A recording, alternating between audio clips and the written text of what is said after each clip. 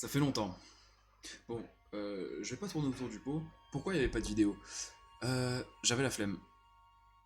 Voilà. Que dire de plus? Non, plus sérieusement, oui, effectivement, j'avais la flemme, mais j'avais peut-être.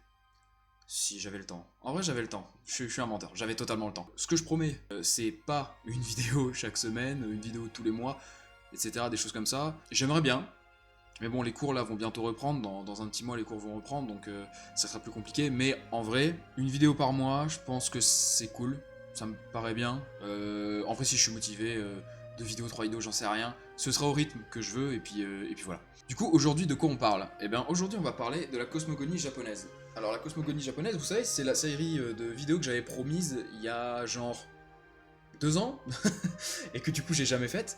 Voilà, donc vous avez l'épisode d'introduction. J'espère que ça vous plaira. Et du coup, let's go. Générique.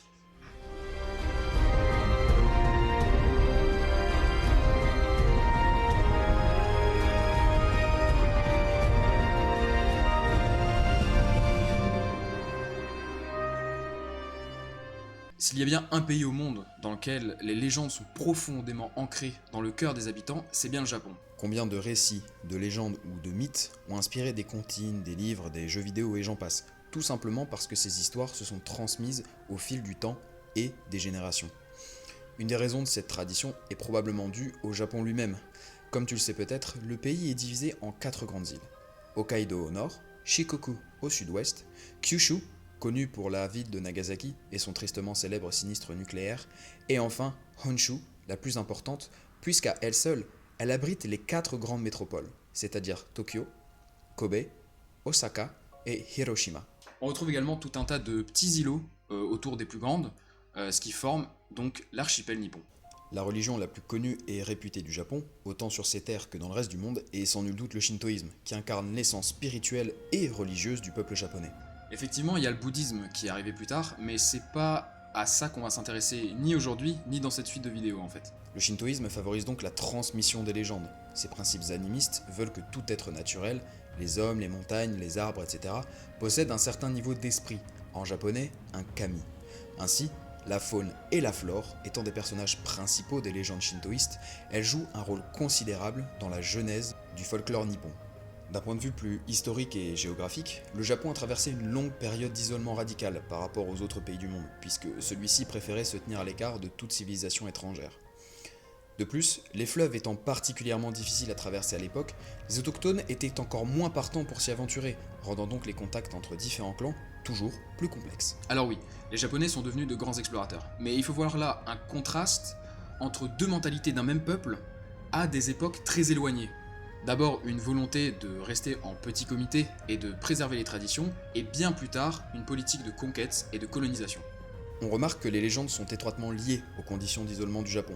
Par exemple, nombreuses histoires ont pour origine le mont Fuji, un lieu sacré pour les Japonais qui serait apparu à la suite d'un titanesque tremblement de terre en 286 avant la naissance du Christ.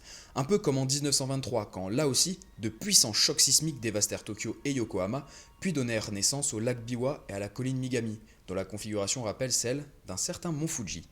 L'origine de la population japonaise est assez obscure, mais on s'accorde à dire que les premières peuplades sont les Ainu, les habitants actuels d'Hokkaido.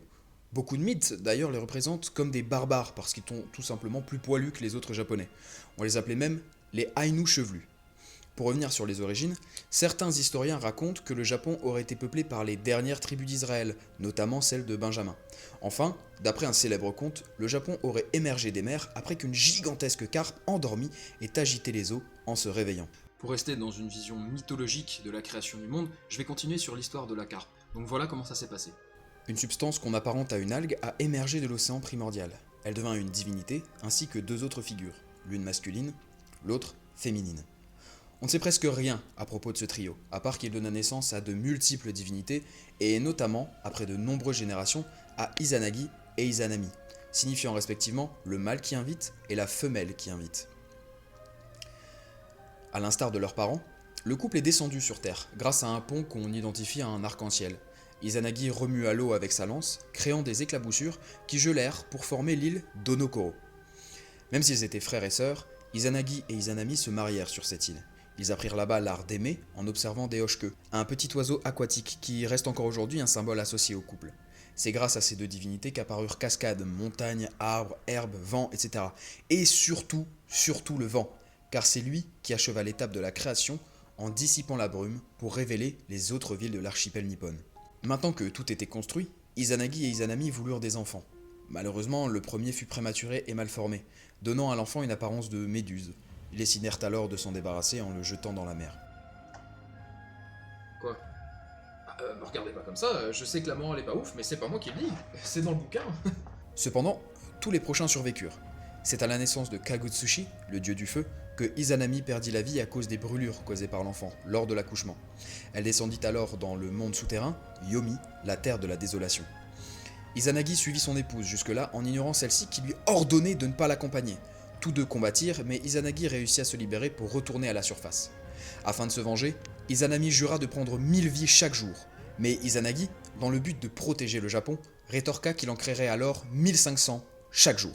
Voilà pourquoi ils sont considérés à la fois comme les dieux de la création et la destruction. Parce que de leur union naquit la civilisation nippone, et de leur discorde, beaucoup périrent. L'histoire s'arrête donc ici pour nos deux compères. Mais il faut savoir qu'Izanagi a donné naissance, seul, à 3 enfants en les faisant sortir de ses yeux. Des enfants que vous connaissez très certainement. Il s'agit d'Amaterasu, Tsukuyomi et Susanoo, respectivement déesse du soleil, dieu de la lune et dieu du tonnerre. Voilà, c'est ainsi que se termine la vidéo. J'espère vraiment qu'elle t'a plu.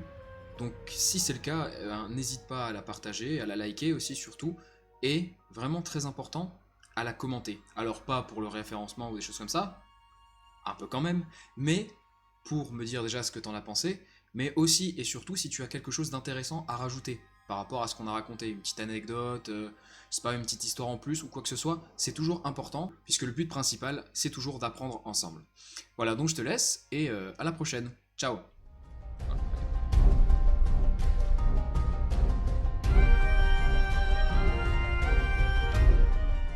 D'abord, une volonté de rester en petit comité et de préserver les traditions, et bien plus tard, une politique de conquête et de colonisation. Let's go!